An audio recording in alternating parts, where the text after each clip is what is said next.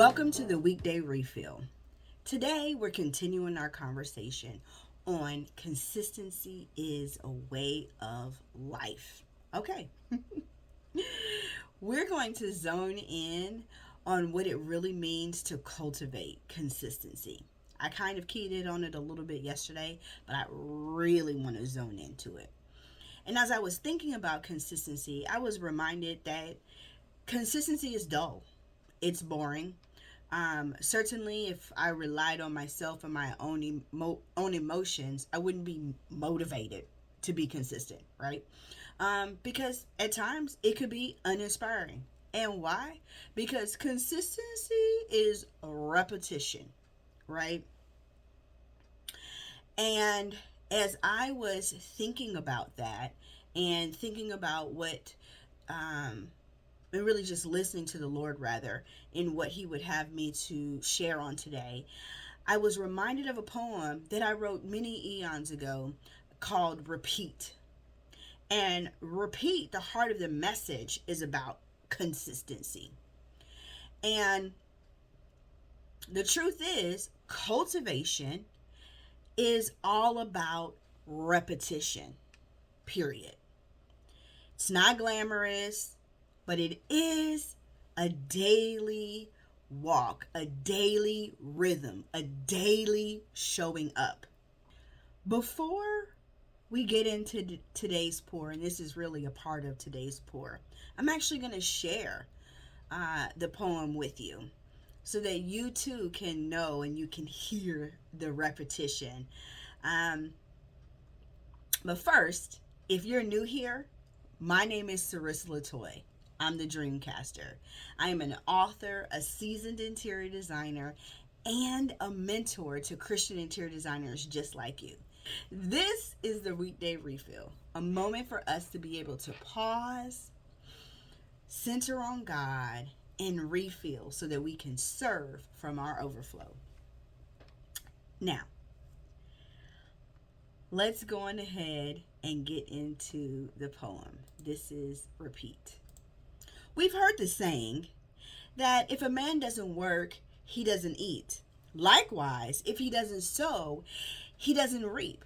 And my sister, you can't just sow, sit back, and expect for that seed to grow. You need to fertilize. You need to water.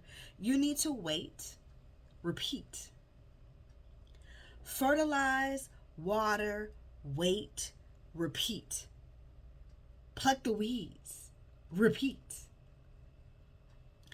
Each cycle brings new strength to the seed, the power it needs to break forth, push out. But even then, it's not time for harvest. You still have to fertilize, water, wait, pluck the weeds, repeat. Fertilize. Read your word. Fertilize. Hide it in your heart. Fertilize. Study so you will grow stronger. Fertilize, study, you will gain power. The beautiful thing about sowing is as the seeds mature, you mature. As you mature, the seed matures. One affects the other. They are not separate entities. Fertilize, water, wait, pluck the weeds, repeat. Water. Pray. Pray each day. Water. Pray when it looks like nothing is happening. Water. Believe, know, and remember a plant can't push out and break through until the plant has grown its roots. Fertilize. Water. Wait. Pluck the weeds. Repeat. Wait. I know. Who really likes to wait? I'll be real, I don't. Wait. It's like watching a pot of water until it boils. Seems like forever, seems like never. But like the seed, there is something going on below the surface that you and I can't see. Yes. Wait. The water begins to simmer. Wait. The water is getting hotter and hotter. More bubbles begin to form, yet it's still not time. Wait. Finally, the surface breaks. The power has erupted and broken forth. This is the same power you're waiting to experience, and your seed breaks forth from the earth. Wait. It's coming. It's on the way. Wait. I know you've heard people say the greater the trial, tribulations, or pain, the greater the anointing God has planned for you to gain. God doesn't want us to be wimps. He wants us to be strong for battle, fully equipped. So wait. Fertilize, water, wait, pluck the weeds. Repeat. Pluck the weeds. You must remove them because they will overgrow and steal from the life of your seed. Pluck the weeds. The weeds are the tools of the enemy to make you think you're defeated. Pluck the weeds. Take ownership of your seed. This is how you recognize a weed. Any thought, any word, anything that you see that makes you come to the conclusion of defeat. Remember, the enemy wants to smother your seed. Don't forget to pluck the weeds. Fertilize, water, wait, pluck the weeds, repeat. Repeat, repeat, repeat. You may get tired, repeat. You may get worried, repeat. You may get discouraged, repeat. You may feel crazy, repeat. There is something special brewing underneath the surface. If you stop now, you will weaken your seed. So heed these words. Fertilize, stay in your word. Water, pray daily. Wait, know that God is in control. Pluck the weeds. Don't let the devil kill your seed. Repeat, it may not be today. Repeat, it may not happen this week. Stay faithful and repeat, repeat, repeat.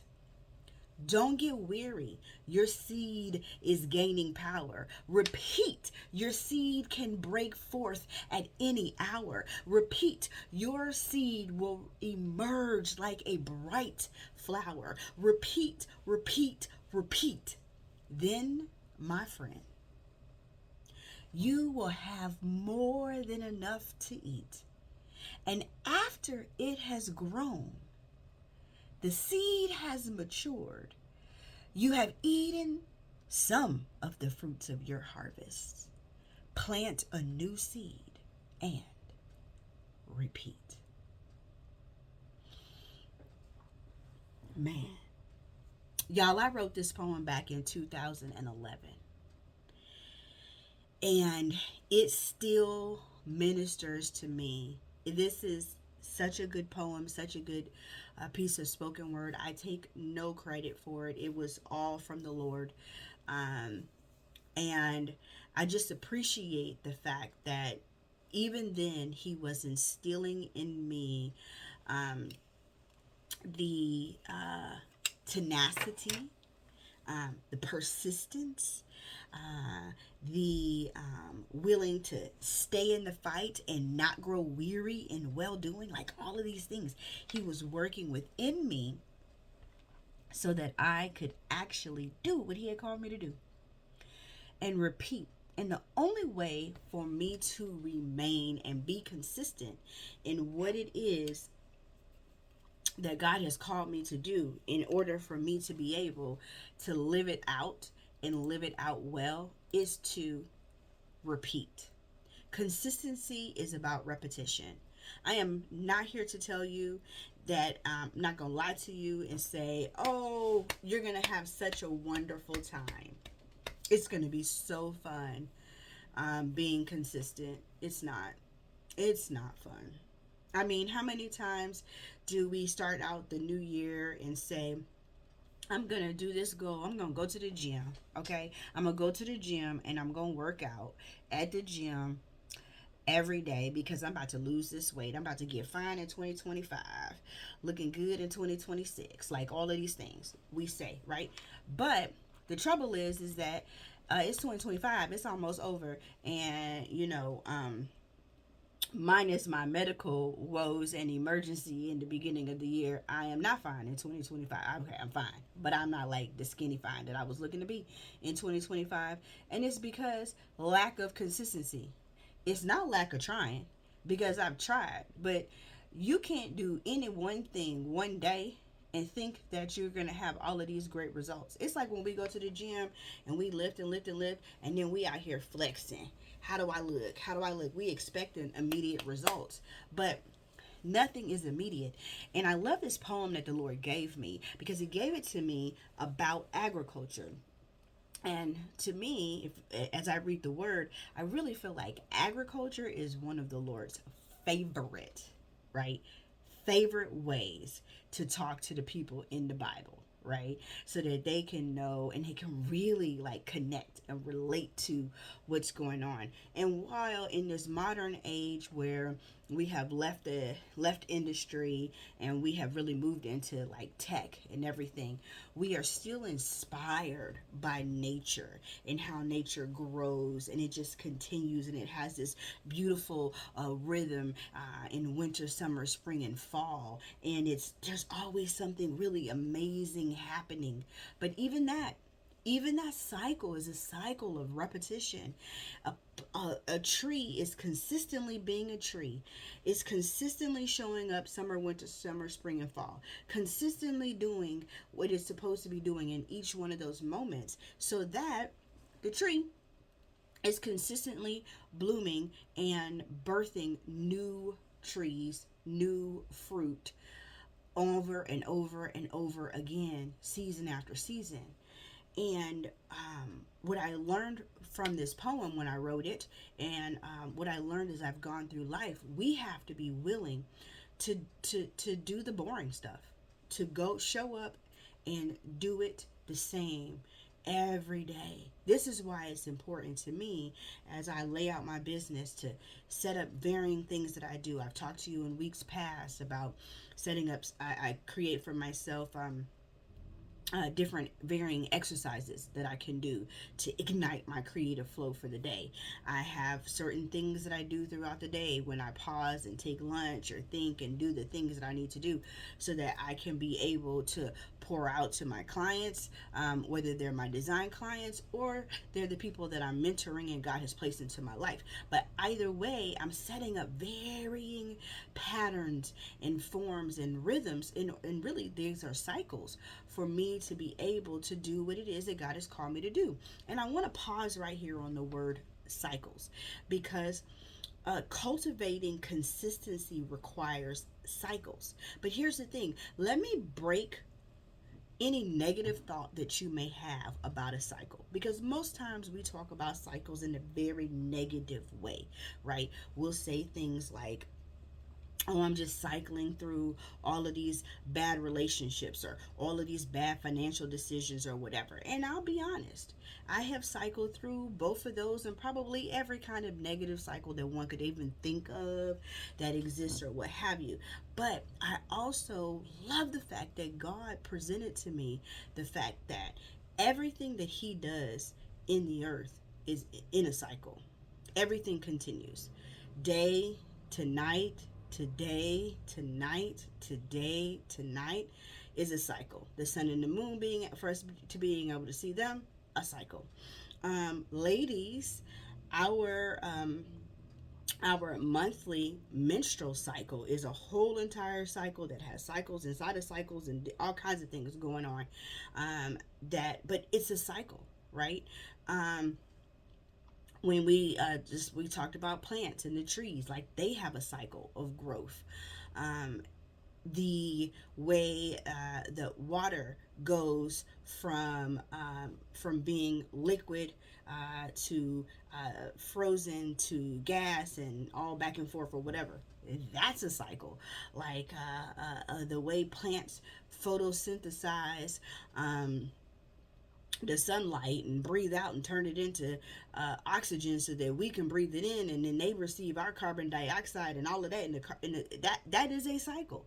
There are so many cycles that are positive and life-giving. Every single one of those cycles that I just talked about are life-giving cycles, and we have to put them, when we put it into that perspective, then consistency makes sense. Consistency is now desirable because it is life giving. It's life giving to that which we are trying to be consistent about. So when we're consistent about our business, when we're consistent about what we're going to do for our family life, when we're consistent about how we're going to show up in our career, when we're consistent about anything, ministry, work, whatever, however, when we're consistent about those particular areas, the absolute result is going to be life. It's life producing. And so I just really wanted to share that poem with you because, as I said, it continues to minister to me, which is, so amazing because I'm the vessel in which God used to write the poem. And I just think it's funny. I always forget when I wrote it. But a thing that I do when I write anything is I'll write like when I make sure to keep a practice of like when I wrote it. And so then when I go back to it and I read it, I'm like, oh my goodness, I cannot believe I wrote this in 2011. In June of 2011. It's been a little over 14 years and it still ministers. And that is the beauty of Holy Spirit led moments and led things, is that it can still minister. And so I appreciate the Lord for that. And I appreciate the Lord for you, for just being here and listening to this message. Because God is, He is so very good. And He has called us to have an abundant life. Jesus says that He has called us to have life and have it more abundantly. And our part, my activity, and I have two parts in that. Number one, my part is to connect to Christ, right? So to connect to salvation so that I can have access to all the things that God has given me access to. And then my second responsibility is to cultivate the things that the Lord has called me to cultivate. Not the things that I think are good, not the things that I think are God, but the things that He has called me to cultivate. Cultivate those things, because not everything that's good is God. Okay, but cultivate the things that God has called us to cultivate. And when we do, we will have life more abundantly. I can say after 20 plus years as a designer, I have a very abundant and wonderful career that I absolutely bless God for. I bless God for every client that I have, that I've come into contact with, that I've been able to help restore order in their home and transform their space to be something that is beyond their imagination. I love that. I love how gorgeous it is, and I also love just how practical these transformations are in making them be able to fostering for them the ability to be able to just enjoy their home again and work well as a familial unit. Or I've worked with some singles, just work well within their own routines and patterns. And so it's real great. I wouldn't have been here if it hadn't been for consistency. And I will close with this one thing. If for any reason you're feeling like, man, I haven't been consistent, I'm not doing well at this, it's not good, I just want to leave you with this. I ain't always been right. There have even been times when I know what the cycle's supposed to be, and I know what the routine is. I know what the rhythm is, all the same things, cycle, routine, rhythm. And I know what those things are. And I still wake up and do the wrong thing. Still get myself off kilter. And sometimes it's because I wake up and I don't feel like doing it. Other times it's because I go on vacation and I get on a whole new chilling out vacation rhythm, and I don't make a plan for me to get back into the appropriate rhythm. Whatever the case may be, I'm not perfect. I'm human, right? But I love the Lord because He didn't ask us to be perfect in every moment. What He asked us to do is that when we fall short, repent and get back to it. Turn back to Him. And so in those moments, I repent, I turn back to Him. I don't try to, I don't shame myself. If I find myself in a place of wanting to shame myself, then I go back and I remind myself that there's no reason for me to be shamed because I'm a child of the living God. I believe in Jesus Christ and all things will work together, period. Now, I just focus in on that. And even if I feel like I've missed an opportunity or what have you, I believe that if something is for me, then God will bring an opportunity back to me at some point. The key is at some point, because I still have to go through the cycle and through the consistency and through working out all of those things. Repeat, repeat, repeat. I still got to do all of that. But I ask God for forgiveness. And then the biggest thing is that I forgive myself and I just keep moving forward. So as we process and we go through the day today, I just want to say, keep moving forward. Be consistent. Cultivate consistency.